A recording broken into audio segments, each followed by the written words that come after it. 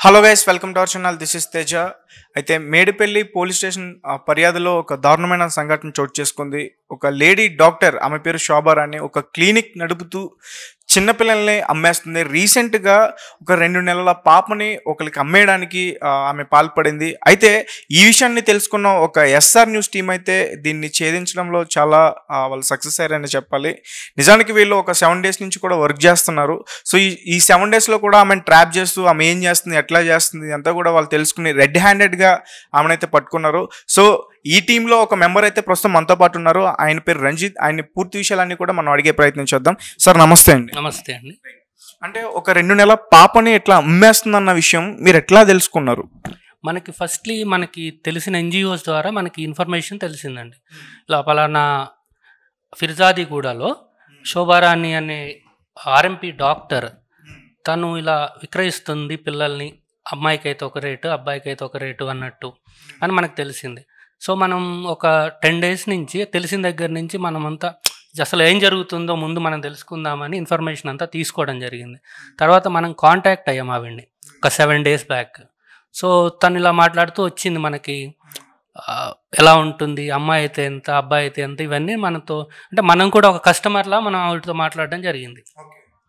అసలు ఇందులో నిజం ఎంత అని తెలుసుకుందామని మనం చేయటం జరిగింది. అప్పుడు ఏమైంది, ఆవిడ సో మనతో ఏదైతే ఈ బేరసారాలన్నీ చేసిన తర్వాత మనము ఒక పాపకి ఓకే అన్నాం. ఓకే అన్న తర్వాత మనకి ఇస్తా అని చెప్పారు. మళ్ళీ మనం అడ్వాన్స్ ఇవ్వటం లేట్ అయింది అని చెప్పేసి ఆవిడ ఇది రీజన్ చెప్పేసి మనకి ఇస్తా అన్న పాపని ఇచ్చేసారు, వేరే వాళ్ళకి ఇచ్చేసామని చెప్పారు ఆవిడ.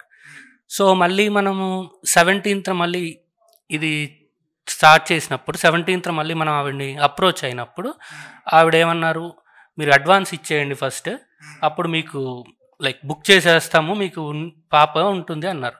సో చెప్పారు 5 lakhs అని ఒకసారి, 6 lakhs అని ఒకసారి, 4.5 అని ఇలా వాళ్ళు బేరం ఆడుతున్నారు. సో అయిపోయింది. మనము 10,000 అడ్వాన్స్ వేసాము. అడ్వాన్స్ వేసిన తర్వాత వాళ్ళు ఏలూరు రమ్మన్నారు, విజయవాడ రమ్మన్నారు. సో మనం ఏంటంటే మన టీం అంతా ఉంది, సో ఆల్రెడీ రీసెర్చ్ జరుగుతుంది. సో అందుకని చెప్పేసి వాళ్ళకి మళ్ళీ ఒక 20,000 ఎక్స్ట్రా ఇస్తే హైదరాబాద్కి వస్తామని చెప్పారు. వాళ్ళని తీసుకుని వస్తాము హైదరాబాద్ అని. మళ్ళీ ఒక 20,000 ఎక్స్ట్రా ఇచ్చారా? ఇవ్వలేదు. ఇస్తే మీరు అంటే మన ప్రైస్కి 20,000 ఎక్స్ట్రా వేస్తే టోటల్ ప్రైస్కి వాళ్ళు ఏమన్నారు, ఇక్కడికే తీసుకొస్తామన్నారు. సో మనం అలాగే అగ్రీ చేసాము. సో అక్కడ మనం ఆ 2 days మనం ఎప్పుడైతే పాపని తీసుకునే ముందు కూడా ఆవిడని కలవటం జరిగింది వెళ్ళి. సో తీసుకొస్తామన్నారు. ఈ వెన్స్డే రోజు మనకి పాపను అప్పగిస్తామని చెప్పారు. సో ఆ రోజు వెన్స్డే మనం వెళ్ళటం జరిగింది. వెళ్తే పాపని 2-3 months పాప తీసుకొచ్చారు. మనం అక్కడ ఆవిడ్ని రెడ్ హ్యాండెడ్గా పట్టుకోవడం జరిగింది. అంటే ముందు ఆల్రెడీ వేరే వాళ్ళని తీసుకుంటాం అని చెప్పేసి అన్నారు కదా, అంటే మీరు డైరెక్ట్గా వెళ్ళి ఒకసారి వాళ్ళని చూసే ప్రయత్నం అట్లాంటిది ఏం చేయలేదా? అంతా ఫోన్లోనే నడిచింది వ్యవహారం అంతా కూడా? ఎవరు, పాప వాళ్ళనా మీరు అనేది? పాప వాళ్ళు మనం ఏం చూడలేదండి. తీసుకొస్తాము, మీరంతా ఓకే అనుకుని అమౌంట్ తీసుకొస్తే మీకు పాపను తీసుకొచ్చి అప్పగిస్తామని చెప్పారు. మీకు బర్త్ సర్టిఫికేట్స్ కానీ ఆధార్ కార్డు కానీ అన్నీ ఇస్తాము, ఈ ప్రాబ్లం ఏమి ఉండదు అని చెప్పి వీళ్ళు ఇలా పిల్లల్ని విక్రయిస్తున్నారు అనమాట. అంటే ఎన్ని ఇయర్స్ నుంచి నడుస్తుంది అట్లా, దాని గురించి అన్న తెలుసుకున్నారా? మనకి తెలిసిన విషయం ఏంటంటే ఆవిడ ఒక 20 yearsగా క్లినిక్ అయితే నడుపుతున్నారని తెలిసింది. బట్ ఒక 4-5 yearsగా ఆ ఏరియాలో హైదరాబాద్లో ఈ విక్రయం ఏదైతే జరుగుతుందో అది మనకి తెలిసిన ఇన్ఫర్మేషన్ ప్రకారమే ఇప్పటి వరకు ఒక 10-15 పిల్లల్ని ఇలా విక్రయించడం జరిగిందని తెలిసింది. వేరే వాళ్ళ దగ్గర ఈమెకి ఎక్కడి నుంచి వస్తున్నాయి సార్? అది తెలియదండి. మన పోలీసులు దర్యాప్తు చేస్తున్నారు. పిఎస్లో కంప్లైంట్ చేశాము. వాళ్ళు తెలుసుకోవాలంటే ఇది ఎవరైనా విల్ఫుల్గా ఇస్తున్నారా, లేకపోతే వీళ్ళు పిల్లల్ని కిడ్నాప్ చేస్తున్నారా, ఎక్కడి నుంచి పిల్లలు వస్తున్నారని మనకు తెలియదు. అంటే ఆమెతో పాటు వేరే ఒక వ్యక్తి కూడా ఉన్నాడు. ఆయన మీ టీం అంతా వెళ్ళినప్పుడు కూడా ఆయన మిమ్మల్ని కొట్టడానికి కూడా వచ్చారని చెప్పేసి విన్నా. అవును, మనం ముందు మాట్లాడటానికి వెళ్ళినప్పుడు ఉన్నారు ఆయన. నిన్న జరిగిన రోజు కూడా ఆయన అక్కడే ఉన్నారు. ఆయన ఇది మన మీడియా వాళ్ళు వెళ్ళినప్పుడు కూడా ఆయన కొంచెం దురుసుగా ప్రవర్తించడం జరిగింది. సో మన వాళ్ళు టీం ఉండేసరికి అతన్ని కూడా పారిపోవడానికి ట్రై చేసినా కూడా పట్టుకోవడం జరిగింది. అంటే పారిపోవడానికి కూడా ట్రై చేశాడు అతను? చేశాడండి. ట్రై చేసి అందరి మీద చేసుకోవడం జరిగింది. అంటే దురుసుగా ప్రవర్తించడం జరిగింది. మన వాళ్ళు పట్టుకున్నారు టీం అంతా కలిసి. అంటే పాపకి ఇప్పుడు మీరు తీసుకోవాలనుకున్న పాప, సారీ, అంటే మీరు చూసిన ఆ పాప ఎవరైతే ఉన్నారో ఆ పాపకి ఎన్ని మంత్స్ ఉంటాయండి? మనం అనుకోవటం 3-4 మంత్స్ ఉండొచ్చండి. జనరల్గా అంటే మనం చూసాం కదా, 3-4 మంత్స్ ఉండొచ్చు. అంటే ఆ పాప మీరు తీసుకునేటప్పుడు అడిగారా ఆ పాప ఎక్కడ, మీకు మీ దగ్గరికి ఎలా వచ్చింది, మాకెందుకు అమ్ముతున్నారు, అమ్మాలనుకుంటున్నారు?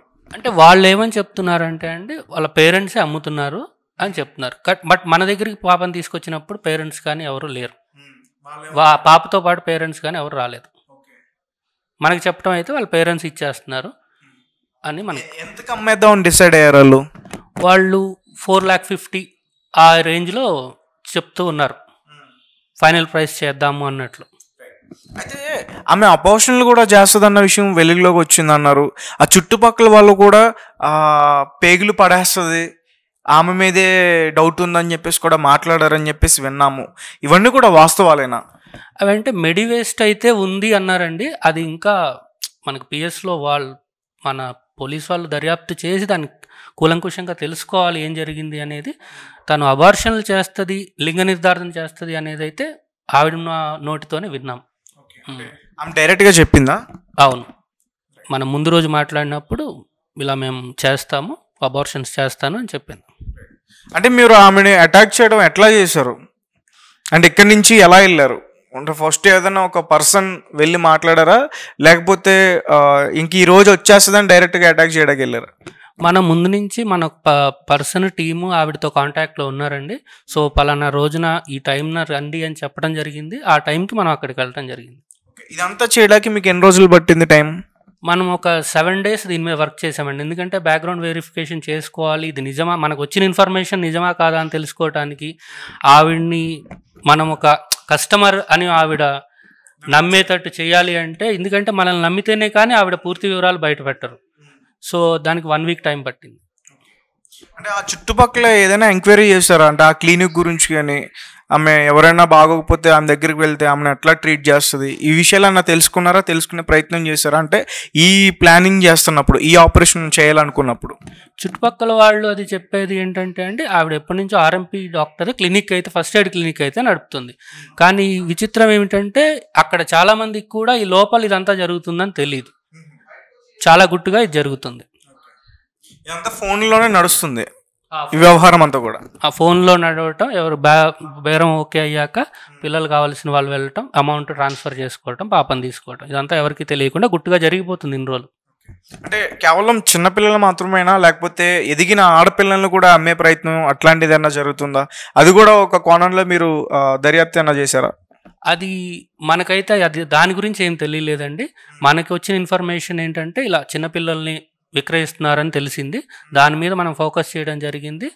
అది నిజమని తెలిసి మనకి రెడ్ హ్యాండెడ్గా పాపతో పాటు పాపని హ్యాండ్ ఓవర్ చేయడానికి తీసుకొచ్చినప్పుడు ఎవరైతే పాపని తీసుకొచ్చారో, ఇక్కడ ఎవరైతే ఆ బిజినెస్ అంతా చూసుకుంటున్నారో వాళ్ళందరినీ పట్టుకోవటం జరిగింది. దీనికి ఓనర్ గారు, ఆ ఇంటి ఓనర్ సహకారం కూడా ఉంది.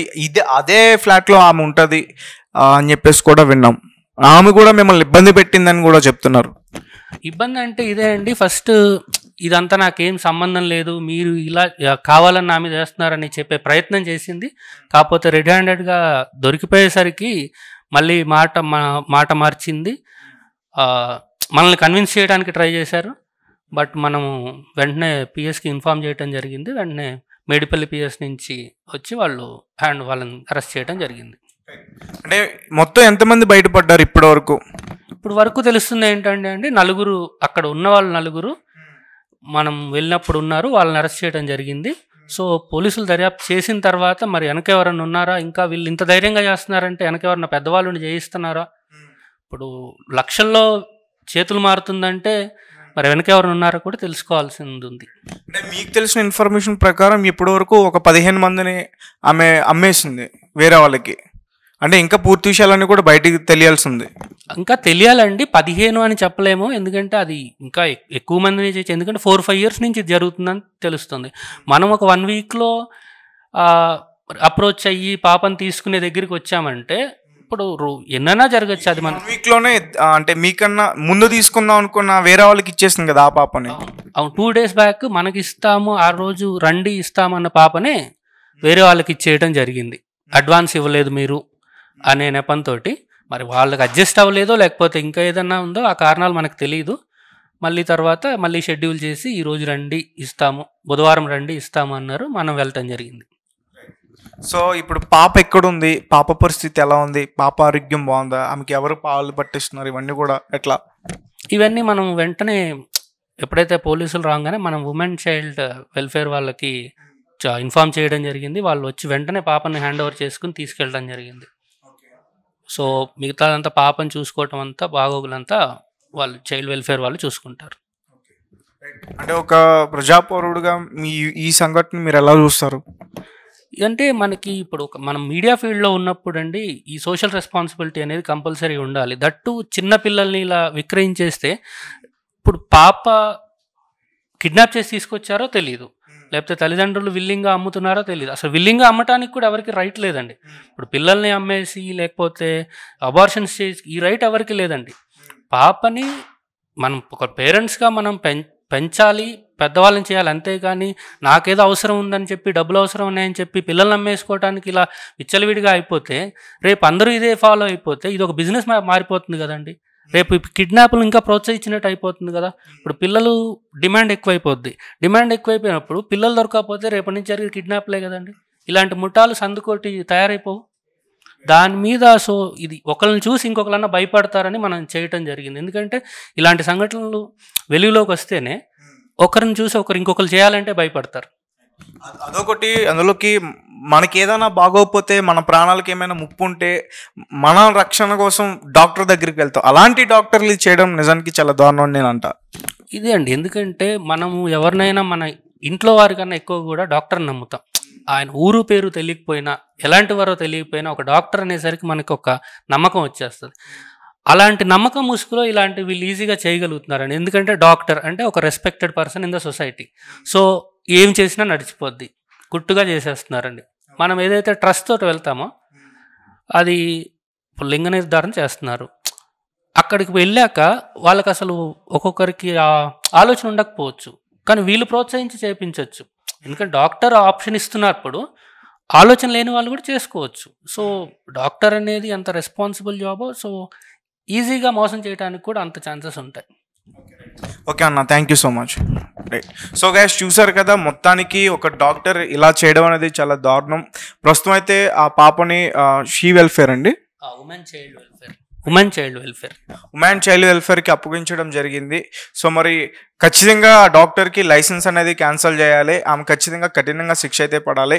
ఇంకా ఏం చెప్తున్నారు, ఇంకా ఇలా ఆమె ఎంతమందిని అమ్మేసిందో, ఇంకా అమ్మకాన్ని ఎంతమందికి పెట్టిందో, అసలు ఆమెకి ఎక్కడి నుంచి వస్తున్నారు వీళ్ళందరూ కూడా, ఎవరైనా కిడ్నాప్ చేసి తీసుకొస్తున్నారా, వీళ్ళ వెనకాల ఒక కిడ్నాప్ ముఠా ఉందా, ఇవన్నీ కూడా పోలీస్ దర్యాప్తులో తేలాల్సి ఉంది.